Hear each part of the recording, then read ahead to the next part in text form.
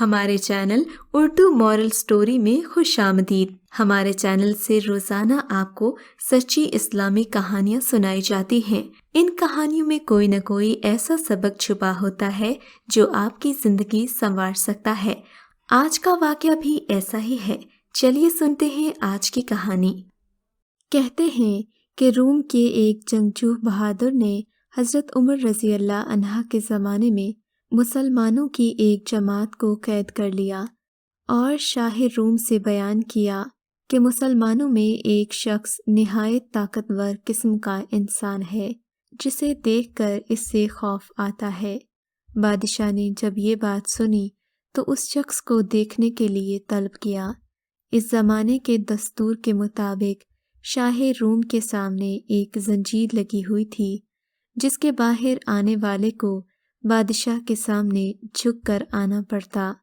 جب اس مرد مومن نے زنجیر دیکھی اور اسے پتہ چلا کہ اس زنجیر سے جھک کر آگے جانا ہوگا تو اس نے بادشاہ کے پاس جانے سے انکار کر دیا۔ تب شاہ روم نے اس زنجیر کو اٹھانے کا حکم دیا کہ وہ شخص اس کے پاس آ سکے جسے دیکھنا اور اس سے باتیں کرنا منظور تھا۔ چنانچہ جب وہ شخص بادشاہ کے پاس گیا تو بادشاہ نے اس شخص سے کہا کہ تم ہمارے دین میں داخل ہو جاؤ تاکہ میں اپنی انگوٹھی تمہیں پہنا کر سلطنت روم تمہیں عطا کر دوں۔ یہ سن کر اس مرد مومن نے دریافت کیا کہ دنیا کا آخر کتنا حصہ تمہارے قبضے میں ہے؟ بادشاہ کہنے لگا کہ دنیا کا تقریباً تہائی یا چوتھائی حصہ میرے قبضے میں ہے۔ اس مرد مومن نے جواب دیا، اگر پوری دنیا تمہارے قبضے میں زر و جواہرات سے پر ہوتی اور تو ایک دن کی آذان کے عوض مجھے دیتا تو میں اسے قبول نہ کرتا۔ تو پھر تیری سلطنت یہ کیا چیز ہے جس سے تو میرا ایمان خریدنا چاہتا ہے؟ شاہ روم کو یہ سن کر بڑی حیرت ہوئی، پوچھنے لگا، آخر یہ آذان کیا چیز ہے؟ اس مرد مومن نے آذان پڑھ کر سنا دی۔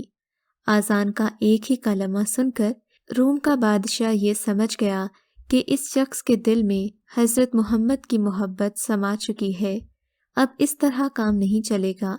یہ سوچ کر اس نے حکم دیا کہ اچھا، ایک دیگ میں پانی کھولا کر اس شخص کو اس میں ڈال دیا جائے تاکہ کھولتے پانی میں پڑ کر اس کا کام تمام ہو جائے، یا پھر یہ خوف میں آ کر اپنے دین سے پھر جائے اور ہمارا دین قبول کر لے۔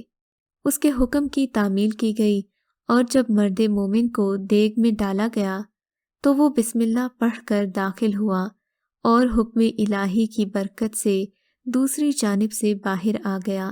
یہ دیکھ کر لوگوں کو اور بھی تعجب ہوا۔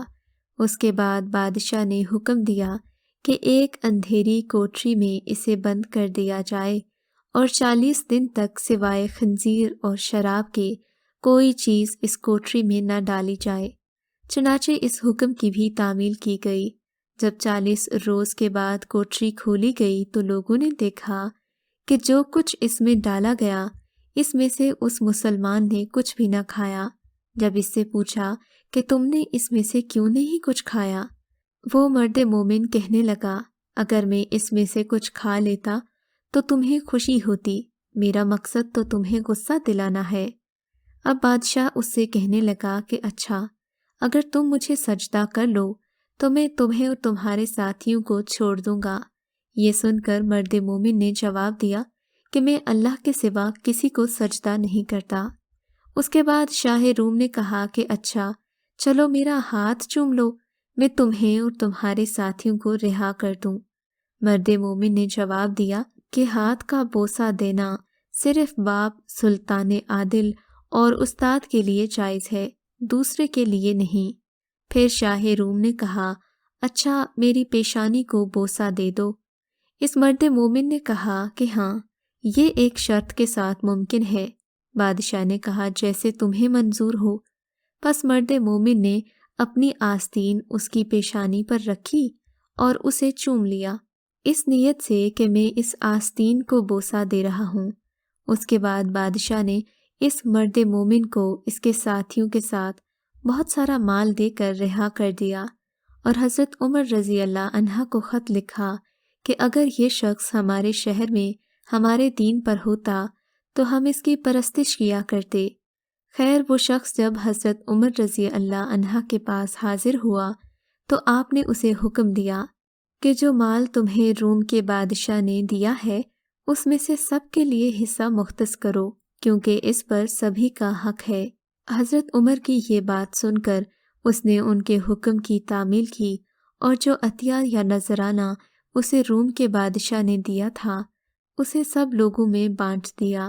سبحان اللہ، پہلے کے لوگ اپنے بزرگوں کے احکامات پر کس قدر سختی سے عمل پیرا ہوتے تھے، جبکہ روم کے بادشاہ نے صرف ہاتھ پر بوسہ دینے کا کہا تو اس سے بھی انکاری ہو گئے، جبکہ آج ہم کس قدر سہل پسند ہو گئے ہیں کہ اللہ کے حکم کے مطابق ہم آسان سے آسان کام کو بھی مشکل جان کر نظر انداز کر دیتے ہیں، اور دنیاوی کام چاہے پہاڑ کھودنے کا بھی ہو ہم باخوشی اور بآسانی کر جاتے ہیں۔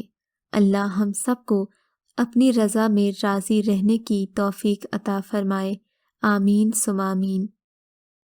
اگر آپ کو آج کا یہ واقعہ پسند آیا ہے تو اس ویڈیو کو لائک ضرور کیجیے، اور اس طرح کے مزید قصے سننے کے لیے ہمارے چینل اردو مورل سٹوری کو سبسکرائب ضرور کیجیے۔